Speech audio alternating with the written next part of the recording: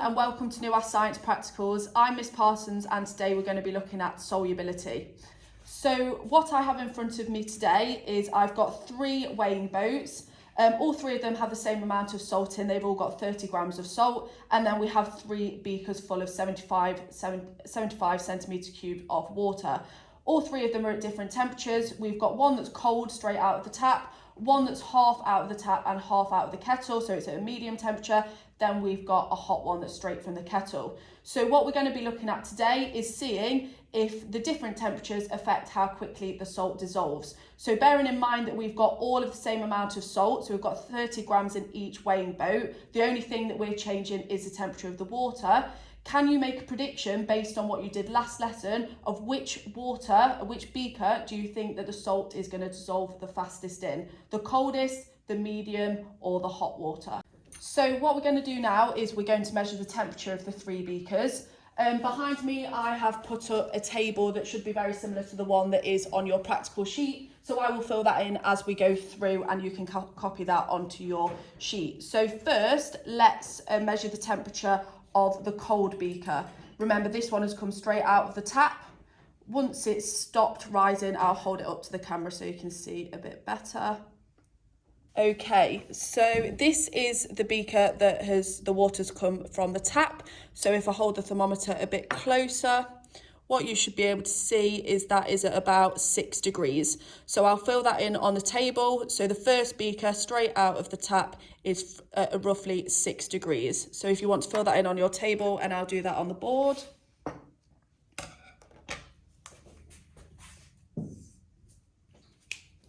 Okay, so let's go on to the next one now. This one was half from the tap, half from the kettle. So this one should be a bit hotter. Okay, so this one was the one where it's half out of the tap, half from the kettle. It looks like it's stopped rising now, so I'll hold that a bit closer so you can see. So I've read that as about 31 degrees. So if you want to add that onto your table, the middle beaker is at 31 degrees.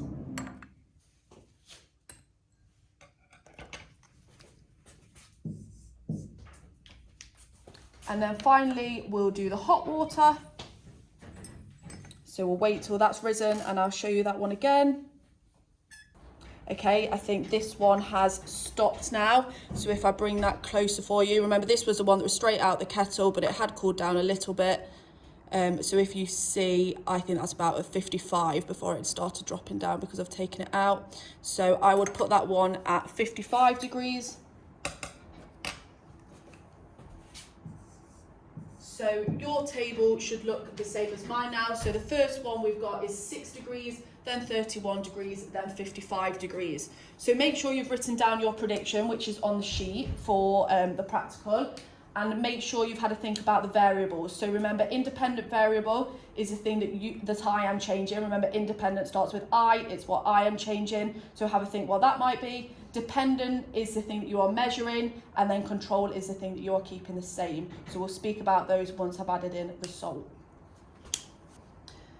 So now that I've measured the temperature of all of my beakers, I'm ready to start adding in my salt. So what I'm going to do is I'm going to add in my 30 grams of salt into each beaker, and then we are going to see which one dissolves the fastest. So first I'm going to add into the cold beaker, then the medium temperature, then the hot. I'll give those a quick stir.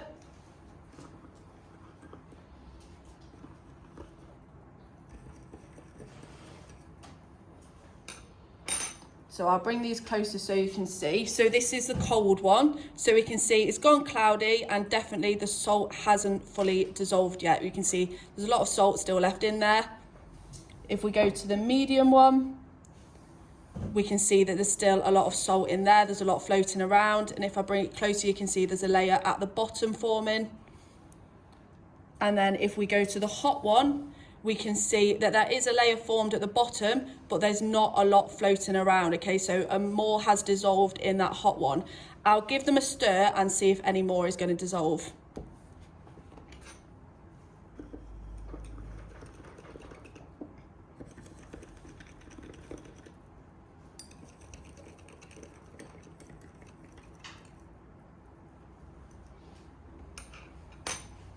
So before I show you them for one last time, have a look back at that prediction that you wrote earlier and have a think if these results at the moment are showing what you predicted.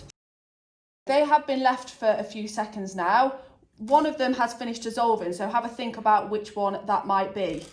So if I show you close to the camera, this one was the hot one, which was at 55 degrees. And as we can see, there is no salt left in there anymore. Now, if we compare those to the others, the medium one, which was at 31 degrees, still has that thin layer of salt at the bottom, so that hasn't completely dissolved. Then if we compare that to the really cold one that was at 6 degrees, we can see that that layer of salt is even thicker.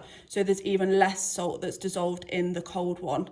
So have a think, check that that agrees with your prediction.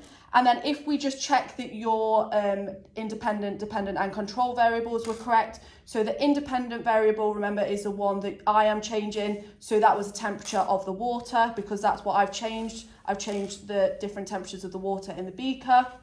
The dependent variable is the thing that I am measuring. So that was the speed of the salt dissolving. And then the control was how long I left them to dissolve for before I compared them and how long I was stirring them for. So let's fill in our table to make sure that yours is correct. So the 6 degrees, that one dissolved the slowest. The 31 degrees, we'll put that one was slow. It wasn't quite the slowest, but it didn't dissolve at all. And then 55 degrees dissolved it all. So that one was the fastest or fast. So as long as you put something along those lines, and that's absolutely perfect.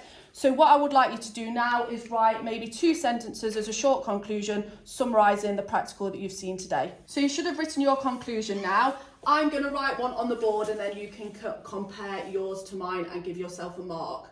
So if we start off, we could start with, as the temperature of the water increased. And then if you haven't written your conclusion yet, maybe try and finish off that sentence. But if you have, then we've got, as the temperature of the water increased, the salt